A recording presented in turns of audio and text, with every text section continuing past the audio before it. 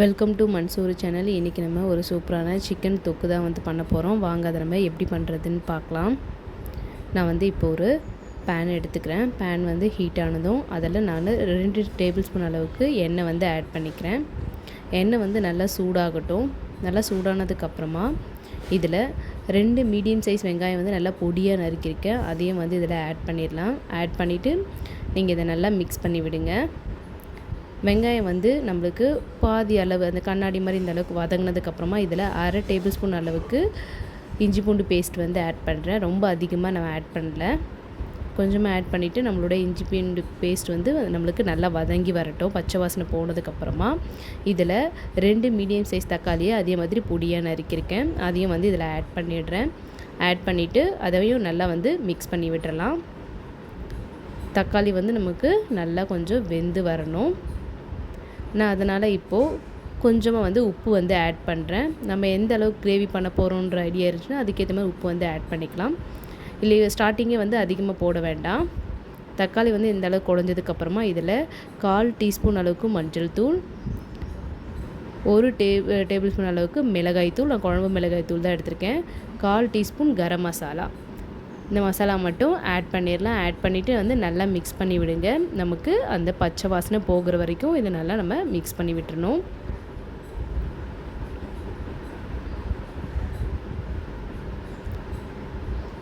நல்லா நமக்கு இந்த அளவுக்கு வந்ததுக்கப்புறமா இதில் 2 டீஸ்பூன் அளவுக்கு நான் கெட்டி தயிர் எடுத்திருக்கேன்.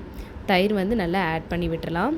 நம்ம சிக்கனுக்கு தயிர் ஆட் பண்ணும்போது நம்மளுக்கு ரொம்ப டேஸ்ட்டாகவும் இருக்கும், நல்லா சாஃப்டாகவும் இருக்கும். தயிர் ஆட் பண்ணிட்டோன்னே இப்போ இது கூட நான் போன்லெஸ் சிக்கன் 1/4 கிலோ எடுத்திருக்கேன். அதை நம்ம ஆட் பண்ணிடலாம். உங்களுக்கு எந்த அளவுக்கு சைஸ் வேணுமோ அந்த அளவுக்கு நம்ம தொக்கு பண்ணுறதுனால கொஞ்சம் சின்ன சின்ன பீசஸாக கட் பண்ணியிருக்கேன். நல்லா ஆட் பண்ணிவிட்டு இதை மிக்ஸ் பண்ணி விட்டுருங்க.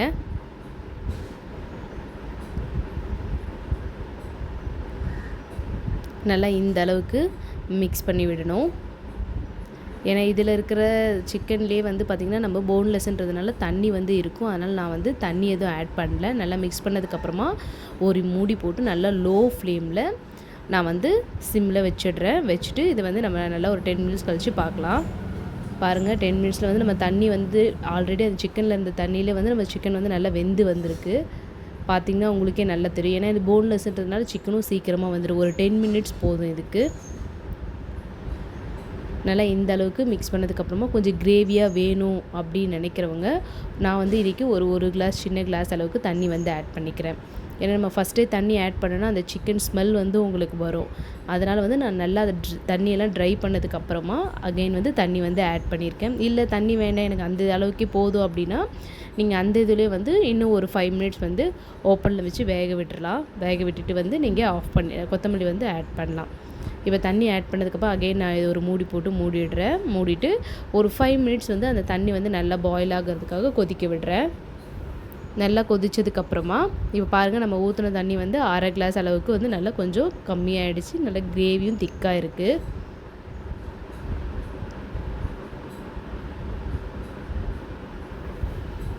இப்போது ஒரு 2 மினிட்ஸ் அப்படியே நம்ம கொதிக்க விடுறோம்.